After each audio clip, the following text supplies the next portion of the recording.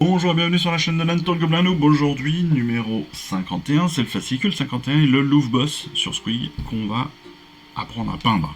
Alors, comme d'habitude, on ne va pas le peindre en direct, vous le savez. Je vous le représente, le Squig Boss, il est magnifique. Moi, j'adore. C'est un personnage qui me fait kiffer. Comme tous les Squig, comme tous les Lune Clans, maintenant vous le savez. Mais bon, ils nous font partir sur une sous-couche noire avec après un repassage donc sur de l'Auriflèche au niveau de la peau du Louvre Boss, bien évidemment. Alors moi, vous le savez, je vais les peindre, mais je vais les peindre en deux fois, c'est-à-dire que je vais avoir le Squig d'un côté et le Louvre Boss d'un autre. Tout ça pour me simplifier la vie, hein, c'est pas plus bête que ça. Au niveau de la peau, il y a assez peu d'éléments de peau. Donc le bout des mains, juste à l'arrière des genoux, au niveau de la cuisse, le dessus de la tête, et puis des avant-bras si on veut considérer qu'il n'est pas tout armé. Pas au niveau des avant-bras, mais au niveau des bras. Aussi on a quelques traces, on peut considérer que voilà, il n'est pas armuré jusqu'en haut. Donc voilà. Mais on voit bien ici, par exemple, les deux mains, les deux bras, et une partie de la jambe et le dessus de la tête. Le Rétributor Armor, ça va être simplement pour pouvoir mettre en avant la petite lune sur le bonnet. On partira sur du Baraknar Burgundy pour la langue. Ça, c'est un choix. C'est un choix pour avoir une langue assez sombre.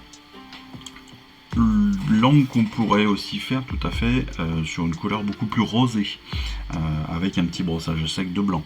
C'est tout à fait faisable aussi. Le Squig, là, ils nous le font partir en corne raide.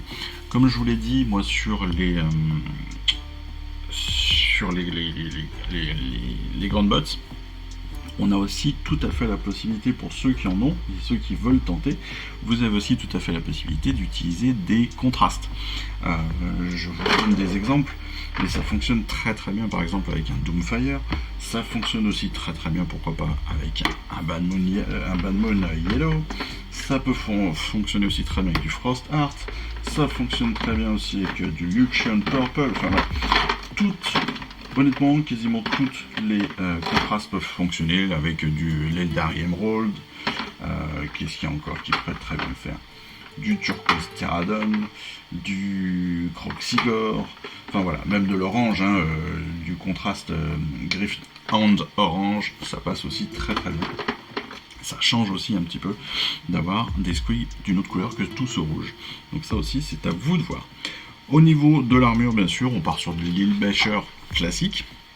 L'Ilbelcher qui va nous servir aussi à faire toutes les parties métalliques de nos armes, mais aussi donc comment ça s'appelle, l'entrave qu'il peut avoir, que le squig peut avoir sur la menotte qu'il peut avoir sur la patte.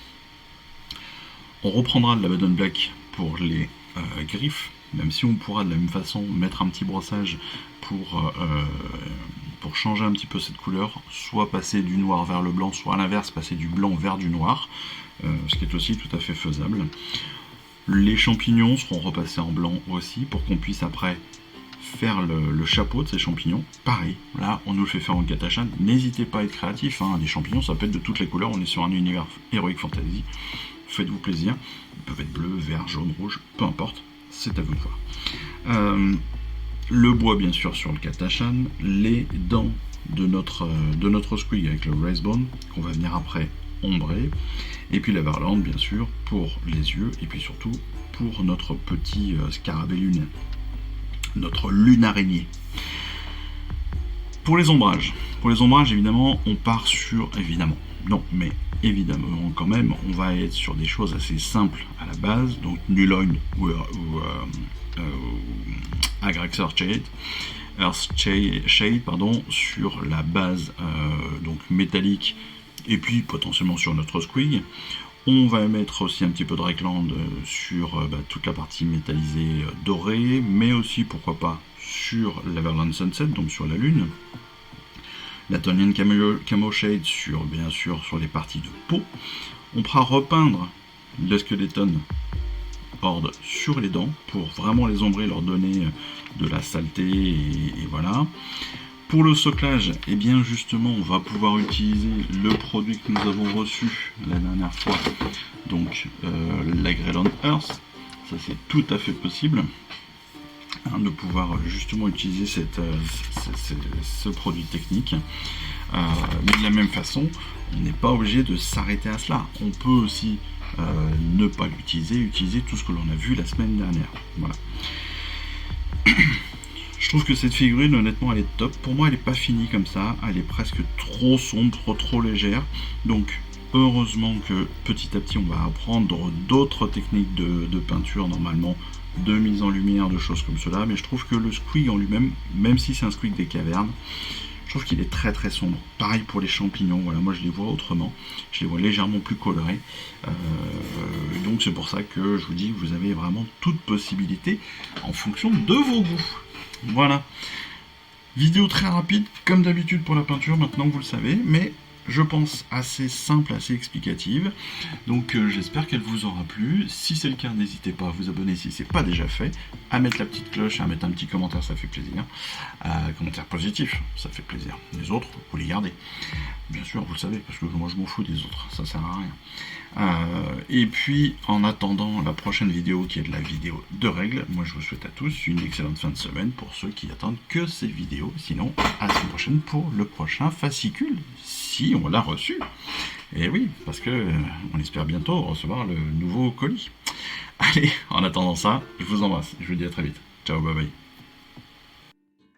Je vous remercie d'avoir suivi cette vidéo. Si ça vous a plu, eh bien abonnez-vous, lâchez un petit like et un commentaire et suivez-moi sur Instagram. Instagram où je poste régulièrement des photos de mes dernières réalisations et dernières peintures. Et puis comme il est maintenant de tradition sur la chaîne, je vous souhaite une excellente fin de journée et surtout, lisez bien, collectionnez bien, assemblez bien, peignez bien et jouez bien. Allez, je vous embrasse et puis je vous dis à très vite. Allez, ciao, bye bye.